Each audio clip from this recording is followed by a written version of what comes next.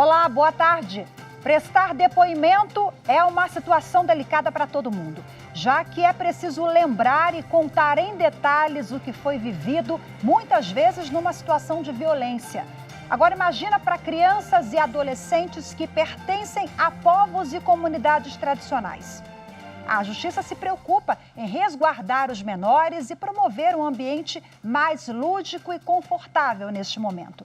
E com esse objetivo de estabelecer uma prática efetiva na hora de ouvir este grupo, levando em conta costumes e tradições, o Conselho Nacional de Justiça, CNJ, promove hoje um encontro virtual sobre o assunto. O depoimento especial de crianças que pertencem às comunidades tradicionais é o destaque do Jornal da Justiça de hoje. Vamos aos demais assuntos. Justiça Federal proíbe o uso das redes sociais do governo federal para divulgação de postagens que promovam o presidente Jair Bolsonaro e demais autoridades da administração. Presidente do Supremo Tribunal Federal, ministro Luiz Fux, marca para o próximo dia 16 o julgamento da ação contra o fundo eleitoral para financiar as campanhas deste ano. E ainda, o uso do plenário virtual do Supremo cresceu expressivamente na pandemia da Covid-19. O número de decisões no plenário virtual do STF aumentou de 80,3% antes da pandemia para 97,6% no período inicial da crise sanitária.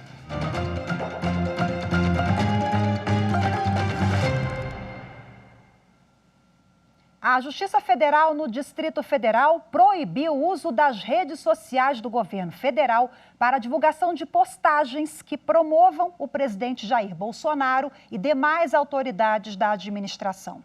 A decisão atende a um pedido do Ministério Público Federal. Na ação, o Ministério Público Federal afirmou que um inquérito civil identificou diversas publicações em contas oficiais do governo nas redes sociais que estão desvinculadas da função do chefe do Executivo. Segundo os procuradores, as postagens contêm exposição de imagens, ideologias e falas com a intenção de promover a imagem pessoal do presidente Jair Bolsonaro. De acordo com a legislação, a propaganda de governo deve ter caráter institucional, com mensagens que tenham conteúdo educativo, informativo ou orientação social. Ao analisar o caso, a juíza Kátia Balbino Ferreira, da Terceira Vara Federal em Brasília, concordou com os argumentos do Ministério Público e determinou que sejam retiradas todas as mensagens com conteúdo promocional da imagem do presidente ou de qualquer autoridade do governo. O presidente do Supremo Tribunal Federal, ministro Luiz Fux, comemorou a aprovação da Emenda Constitucional 115 pelo Congresso Nacional. A emenda inclui a proteção de dados pessoais entre os direitos e garantias fundamentais.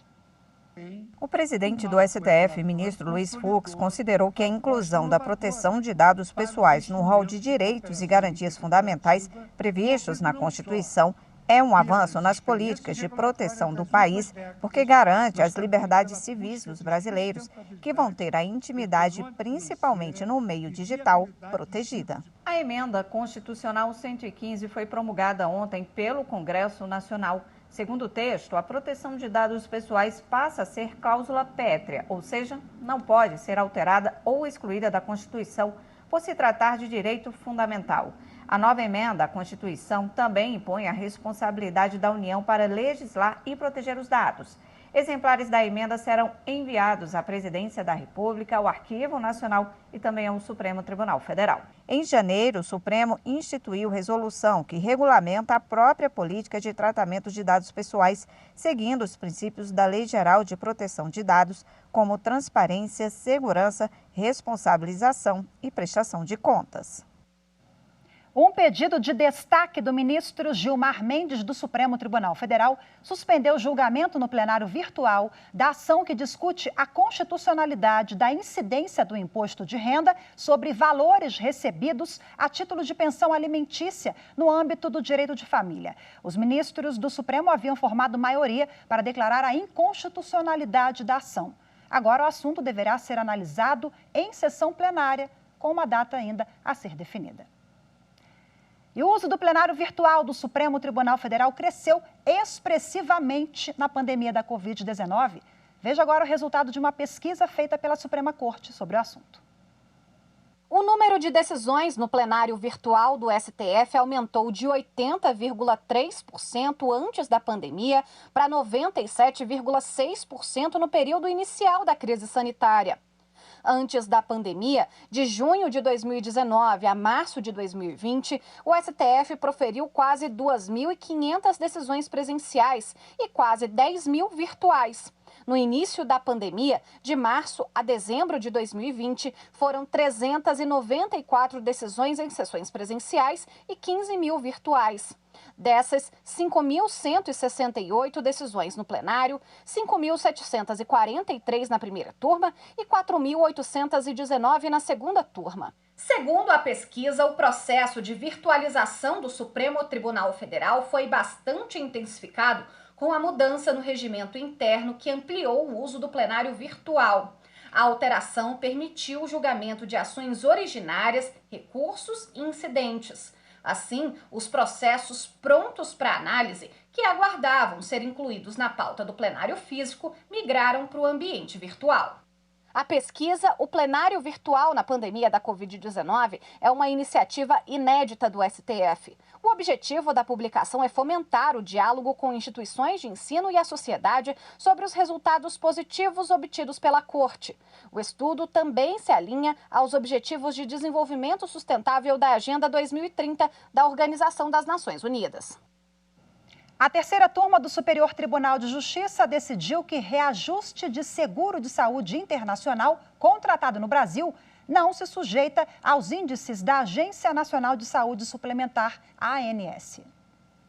O colegiado negou provimento ao recurso especial de uma beneficiária que queria a revisão do reajuste do seguro de saúde que ela contratou com uma empresa estrangeira e que, segundo ela, não observou os índices da Agência Nacional de Saúde Suplementar para planos individuais de assistência médica no Brasil. Em primeiro grau, o pedido foi julgado improcedente sob o fundamento de que o seguro contratado tinha características diferentes dos planos nacionais. O Tribunal de Justiça de São Paulo manteve a sentença por considerar que os índices da ANS não poderiam ser aplicados a contrato sujeito a variações cambiais. Ao STJ, a beneficiária alegou que o seguro foi comercializado e contratado no Brasil, de modo que incidiriam as normas brasileiras, como as disposições sobre reajuste.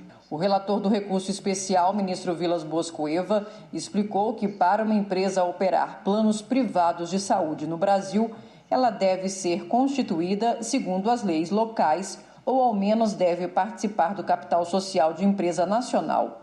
E no caso dos autos, a recorrida é empresa estrangeira constituída sob as leis dinamarquesas e o contrato firmado é de cunho internacional, regido por grandezas globais. Desta forma, a terceira turma firmou o entendimento de que os contratos de seguro de saúde internacional, ainda que firmados no Brasil, não estão submetidos às normas de reajuste estabelecidas anualmente pela ANS, sendo inapropriada a imposição dos parâmetros da agência brasileira para uma modalidade vinculada ao mercado internacional.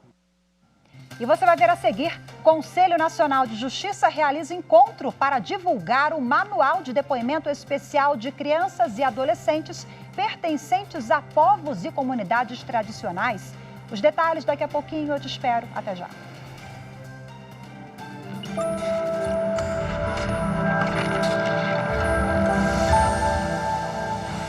A Constituição é o principal instrumento legal da sociedade, né? Ela é a grande responsável pela efetivação das normas e os efeitos dessas normas na sociedade. É a proteção do Estado democrático. É ela quem proporciona igualdade da lei e justiça para os cidadãos na mesma medida e sem qualquer distinção.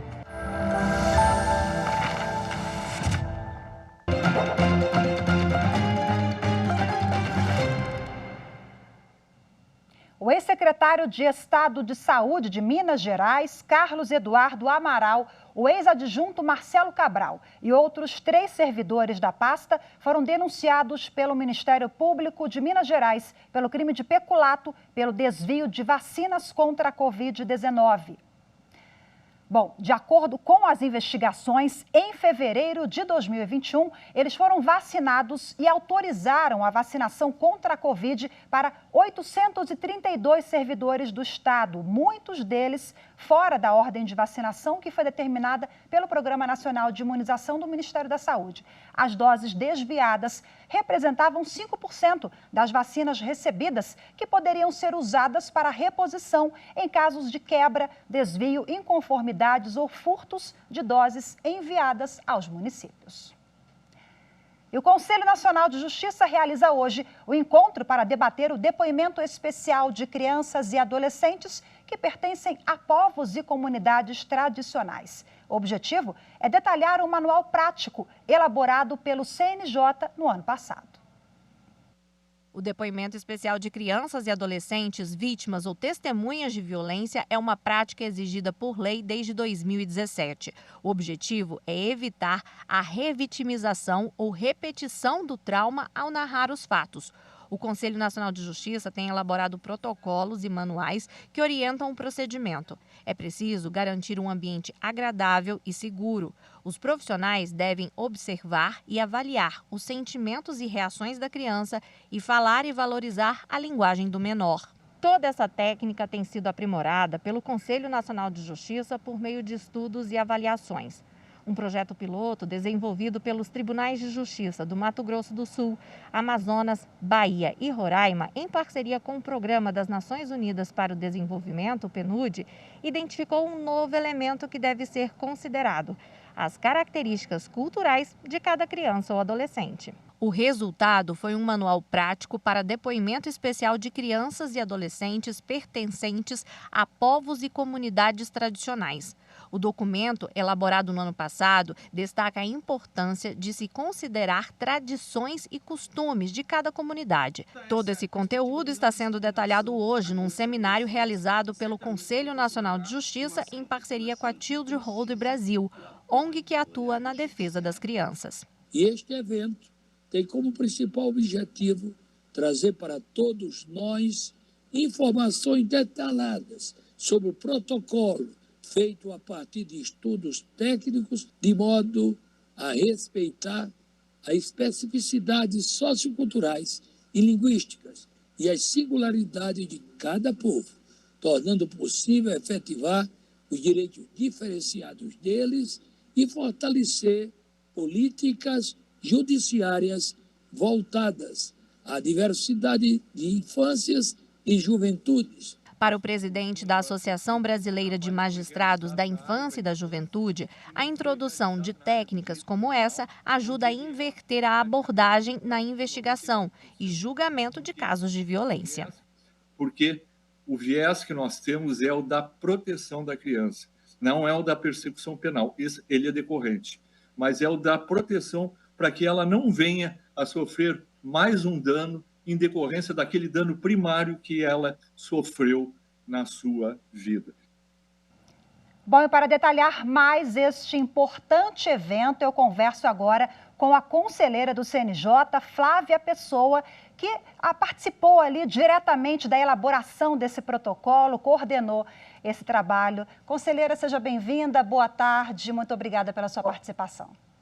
Boa tarde, muito obrigada, é um prazer estar aqui dividindo com todos os telespectadores o nosso evento e particularmente o manual, o protocolo que hoje foi lançado. Bom, o evento ainda está acontecendo, começou às 8h30 da manhã, vocês estão trocando ideias ali para elaborar e colocar em prática esse manual, né? Em linhas gerais, o que ele vai trazer? A importância desse manual é justamente a gente efetivar os direitos e garantias que estão previstos na Constituição. Desde a Lei 13431, que foi mencionada na reportagem, nós temos o depoimento especial como uma realidade normativa. Mas é importante que, para além de realidade normativa, ele esteja no dia a dia das salas de audiência da Justiça de uma forma geral.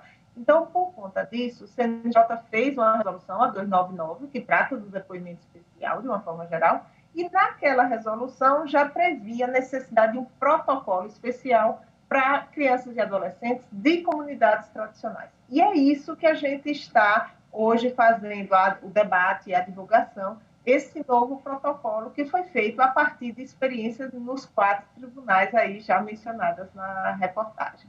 E quais são os principais desafios pela conversa de hoje, ali os debates que vocês devem encontrar pela frente? Um dos mais importantes é a capacitação. Porque o que o manual traz? Traz a necessidade de que a cultura local, a cultura daquelas pessoas, a linguagem daquelas pessoas seja respeitada dentro de todo um contexto. E aí, por conta disso, é muito importante que haja capacitação dos entrevistadores forenses, das equipes responsáveis pelo sistema de atenção à criança e ao adolescente e também os próprios magistrados. Então, assim, esse evento de hoje já é a divulgação, mas também um início de sensibilização para a temática. Para partir daí, as escolas judiciais, as escolas de servidores também possam promover capacitações específicas para que os nossos juízes tenham condição de conduzir esses depoimentos da melhor forma possível. A gente está falando aí de povos, de crianças que integram comunidades tradicionais, indígenas, línguas, né, próprias. Então, eu acho que na prática, conselheira, será que o Poder Judiciário vai precisar também do apoio de outras entidades, do poder público local, né, para capacitação, por exemplo? E é interessante que a gente traz, por exemplo, no manual, a necessidade de uma perícia antropológica. Hoje, um dos painéis, e esse painel está ocorrendo agora, mas ficará disponível no YouTube do site CNJ, essa perícia antropológica é uma novidade e uma necessidade. Por quê? Porque aí nós poderemos fazer uma adequação, né, do ponto de vista do dia a dia da justiça, mas à realidade daquela criança e aquela adolescente participante de uma comunidade tradicional. Vejam que nós temos no nosso país uma infinidade. Hoje, lá no evento, foi inclusive mencionado, há várias que têm 9, 10 etnias distintas, então, sob sua jurisdição. Então, é importante que a gente faça adequação aos costumes e às características de cada uma dessas etnias. É um trabalho muito árduo, mas sem dúvida fantástico, né? Parabéns pela condução dos trabalhos mais uma vez, conselheira. E qual é a expectativa quando esse projeto já ganhar forma mesmo e começar a ser efetivado nessas comunidades? A gente vai poder minimizar, de fato, os impactos nessas crianças e adolescentes para evitar a revitimização? A ideia é exatamente isso. Essas crianças já foram vítimas ou testemunhas de violências e elas não podem ser revitimizadas. Então, é importante que o aparato estatal, nesse caso concreto, né, o próprio Poder Judiciário, não cause uma revitimização. E eis o grande propósito, e é por isso que os tribunais vão trabalhar no sentido de tentar adaptar, à luz do manual, adaptar as rotinas para que a gente consiga efetivar um depoimento efetivamente sem dano. Esse manual estará disponível lá na página do CNJ, né? O evento também está no YouTube, acesso de todo mundo, é só clicar lá. Muito obrigada mais uma vez. Boa tarde, até a próxima, conselheira. Obrigada, boa tarde. E você vai ver no próximo bloco as decisões do Poder Judiciário envolvendo as eleições gerais de 2022. Os detalhes daqui a pouquinho, volto já.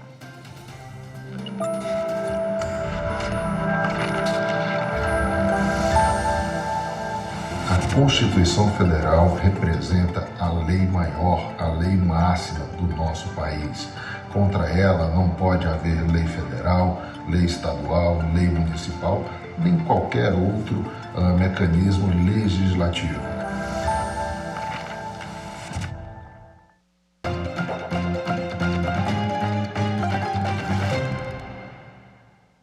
O Tribunal Superior Eleitoral soltou uma nota de esclarecimento no portal oficial da Corte em resposta ao pedido das Forças Armadas para mais explicações do TSE sobre o funcionamento do sistema eleitoral.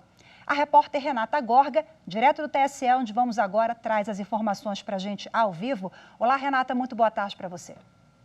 Oi, Rafaela, boa tarde a você e a todos que nos acompanham. De acordo com a nota de esclarecimento do Tribunal Superior Eleitoral, o pedido feito pelo representante das Forças Armadas foi protocolado perto do recesso, quando os profissionais das áreas técnicas dão uma pausa.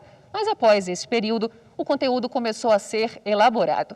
A nota também informa que são dezenas de perguntas técnicas e com certo grau de complexidade, mas reforça que tudo está sendo respondido e que deve ser encaminhado muito em breve, nos próximos dias, às Forças Armadas, o que já foi comunicado ao representante. Ainda de acordo com o documento, são apenas possíveis esclarecimentos que devem ser feitos para compreender melhor o sistema de informação e também de votação aqui do TSE, mas sem qualquer comentário ou juízo de valor sobre a segurança ou possíveis vulnerabilidades. Rafaela. Obrigada pelas informações, Renata. Agora vamos a mais informações sobre as eleições desse ano. O Supremo Tribunal Federal começou a julgar nesta quinta-feira as restrições à propaganda eleitoral paga em jornais impressos. Veja os detalhes na reportagem de Marta Ferreira. A Associação Nacional dos Jornais questiona dispositivos da Lei das Eleições de 1997 e de uma resolução de 2017 do Tribunal Superior Eleitoral, que disciplinam a propaganda eleitoral na imprensa. Atualmente, há restrições à quantidade e ao tamanho de anúncios na imprensa escrita, enquanto que na internet só se permite a publicidade eleitoral paga durante as eleições por meio de impulsionamento de conteúdo. A norma contestada restringe a propaganda paga em veículos de comunicação impressa na antevéspera das eleições e a limita a até 10 anúncios por veículo em datas diversas para cada candidato. Estipula ainda espaço máximo em páginas de jornais, revistas ou tabloides. Outro dispositivo contestado estende a vedação aos sites dos veículos na internet, admitindo somente o impulsionamento de conteúdo devidamente identificado.